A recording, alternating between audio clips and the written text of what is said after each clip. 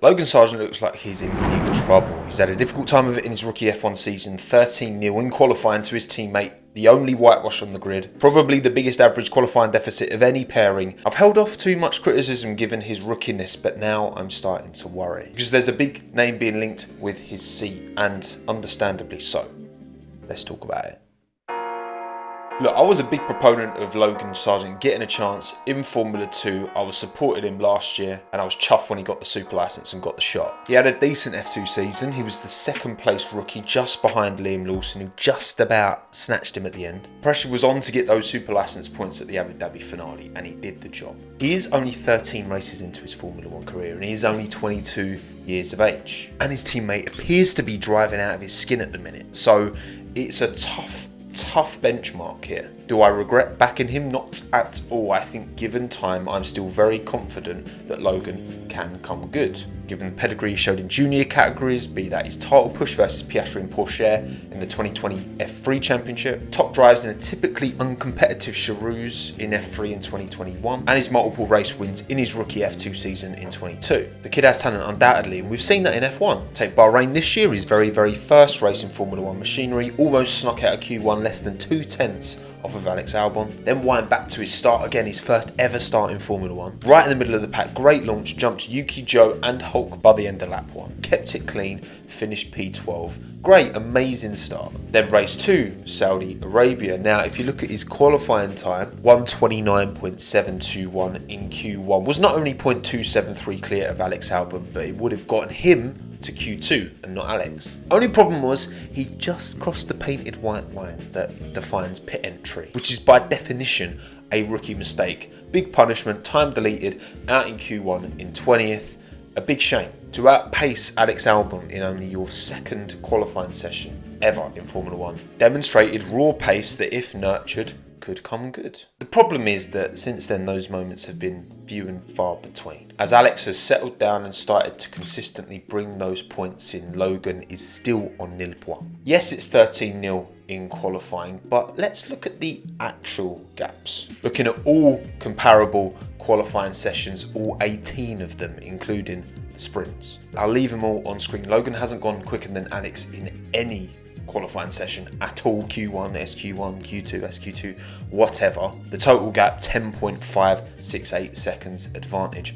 Albon, divide that by the 18, you get the average. 0.587 seconds, almost 0.6 of a second, which is substantial. It is. I think Yuki Sonoda is a really good comparison to make here, right? Because his first season in F1 was rubbish, to be honest. Gasly put him to the sword regularly, 21-1 in favour of Pierre in qualifying head-to-head. An average gap of 0.569 seconds, very similar to the gap between Albon and Sargeant at the moment actually. 110 points to Pierre, 32 to Yuki. This was in a competitive AlphaTauri. That 2021 AlphaTauri was a very good car. And Yuki was lucky, he literally said it himself, to be kept on, I think, the Honda connection, because you've got to remember back in 2021, Red Bull and Honda were still planning on staying in bed with one another, and the fact there was no clear Red Bull Junior wonder kid coming through, that kind of saved Yuki after that first season. But now in hindsight, I think Yuki has come good. I mean, his second year was much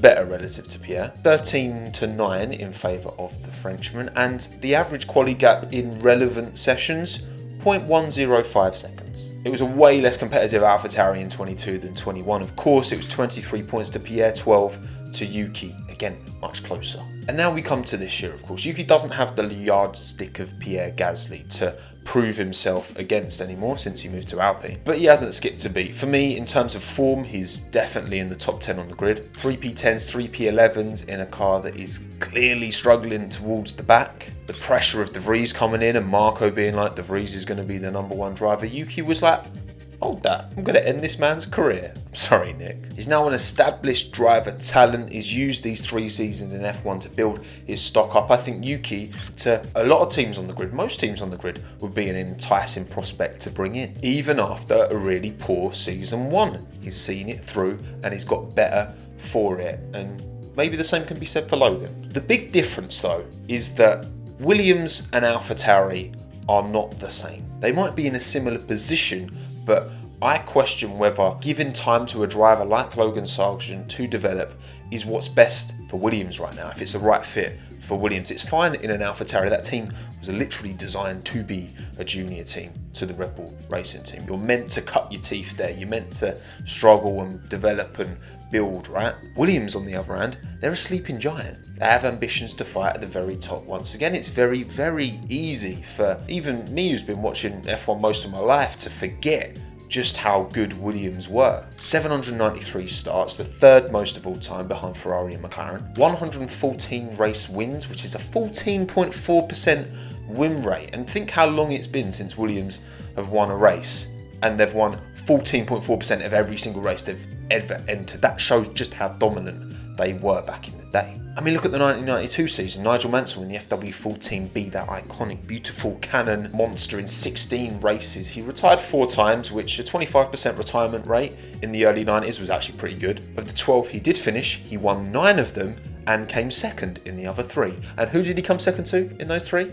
Senna, Schumacher, who, pretty good drivers, I'd say. Again, I bring this up to emphasise Williams' ambition and how far they are falling short, because that name does have merit at the front, and James Vowles has been brought in to bring those glory days back. And it's not going to be easy. It's going to take time. It's going to take a lot of infrastructure. That's why Vowles is pushing for that, to be allowed to build out their facilities more, because they were neglected for years, right? And that's why this constructors' money, finishing P7 instead of P10, P9, is a huge deal, right? It's, according to the Concord, it's probably about 12 million per position, $12 million.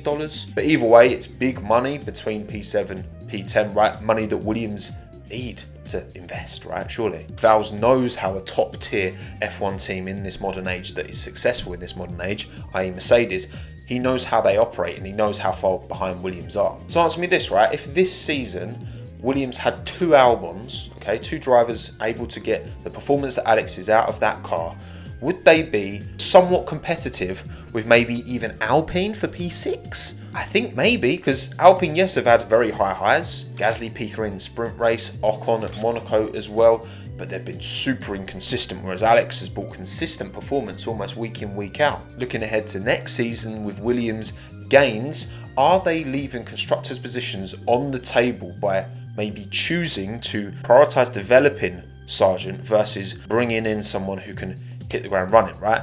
Haas made this mistake. They went with 2 rookies. They got super burnt.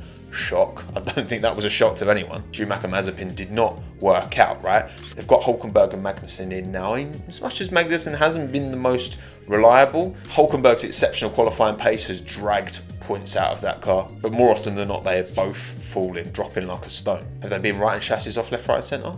No. Can a team like Williams justify taking on that almost burden of development on a young rookie versus just getting someone in who's probably going to be more consistent, probably help develop the car a bit more as well? Because there are names out there who are chomping at the heels to get into Formula 1, or already are, but might be getting dropped. So I want to talk about Zhou Guanyu. There is rumours being reported by Canal Plus that he is potentially at risk. Apparently it's budgetary issues which could be getting in the way for Zhou, which I am surprised about, I'll be honest. I mean, I did think Chinese driver with Chinese support, sponsorship, all that paid his way somewhat into that seat, because it's not like he won Formula 2, is it? Either way, it would be a shame for him to drop out of F1 entirely, because I think he's done at least as well as Valtteri. I mean, maybe a little bit worse this year, but he's had his moments in a pretty awful remote. I mean, by 2024, he'll have 2 full seasons under his belt. Again, he's run Valtteri close, and this is a Valtteri Bottas who out-qualified Lewis, 30% of the time in their 5 years as teammates, never, ever missed a Q3 in those 5 seasons. If you ask me today who I'd pick, Zhou or Sargeant, I'm picking Zhou all day for sure. But then what if Williams are looking for more experience, not necessarily within F1, but within motorsport, within arguably the most competitive motorsport series in the world?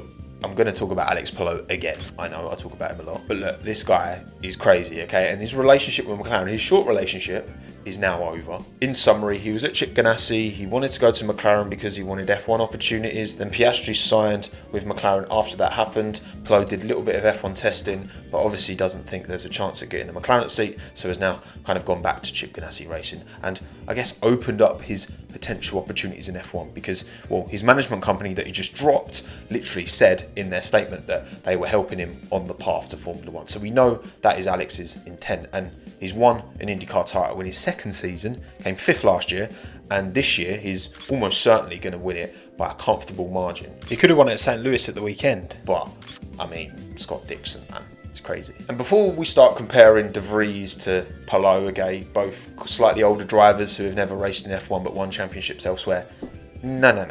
De Vries was very fortuitous to win that Formula E title. He came first in Formula 2 and Latifi was second, so it wasn't the most competitive series. Palou is doing it in, again, IndyCar is like, great. If F1 plummets, I am becoming Tommo,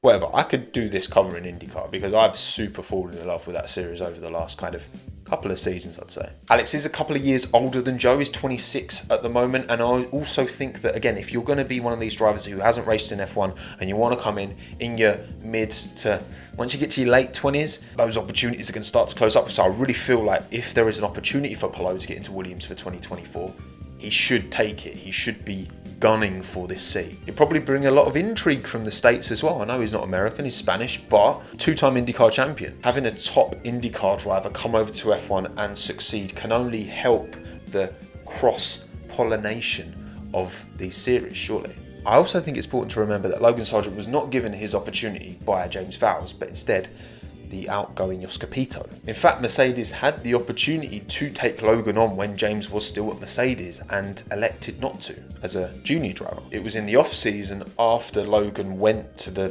finale in F3, Piastri, Porsche, and ended up crashing out. Logan talked about in the Beyond the Grid podcast, went to Mercedes, did 2 days on the simulator. I loved it. I honestly thought it was a great 2 days. Vowles revealed more about this earlier this season, saying, at the time Mercedes, we did have a good suite of drivers, so that was where my relationship with him ended. He then, prior to me arriving at Williams funded, it's very important to state this, his F2 career. So he is now salaried as a professional driver, and Williams funded him because they had a deep belief that he was the real deal. And my reticence came from the fact that prior to this, it's difficult to really judge him. And funding an F2 career is probably a cool $3 million about that per season per driver. Williams have put big money behind Logan to support him, but crucially, it was pre-Vowles Williams that put big money behind him to support him. Now, of course, if the team can nurture this young 22-year-old American driver and turn him into something competitive and great in the sport, there is huge value in that, of course. But Vowles, again, didn't make the call on Logan, and if he's not seeing enough development, given where Williams are at the moment, they're in this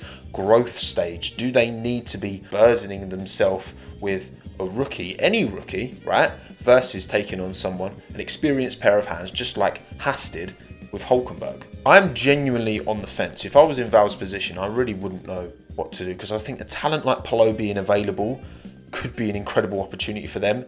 Also, if Joe does get dropped, I think that would be very harsh, and I think he could do a very good job in that Williams, a better job than Sargeant would right now. But I've got a lot of love for Logan. I really hope he comes good. I think this weekend, Monza, has to be a good weekend. I think there's no excuses there. That absolute missile of a Williams. Even Latifi got points. Did he? No, he didn't, did he? And look, I want to see young talent get an opportunity and a chance as much as the next person, but ultimately these teams are not obliged to take on young junior drivers, especially a team like Williams, that they need to prioritise constructors' finishes because they need to prioritise building this team back up and hopefully making them great again. That would be a great bit of merch, wouldn't it? A blue cap, make Williams great again. Joe and Palou would be great candidates that also rhyme. Schumacher, for me, too inconsistent for Williams to take that punt on him. That kind of goes against the whole point that I'm trying to make, because Joe is a very reliable pair of hands. He doesn't shunt very often. I know he did it Zandvoort, but come on, that was crazy conditions. Anyone else I missed? Let me know in the comments below. If you enjoyed this video, please like it. Let me know in the comments below, who would you put in the Williams next year? Alongside Alex, of course, because he's amazing. My name's Tommo. Thanks again. Have a good one.